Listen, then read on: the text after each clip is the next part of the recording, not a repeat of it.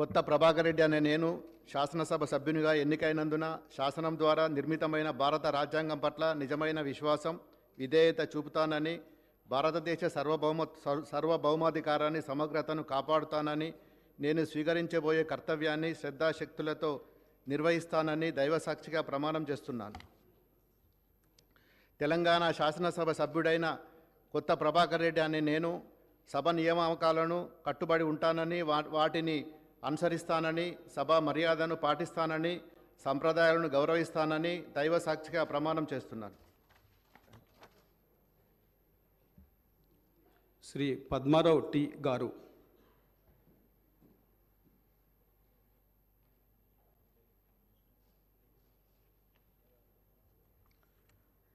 T Padmarao అనే నేను శాసనసభ సభ్యునిగా ఎన్నికైనందున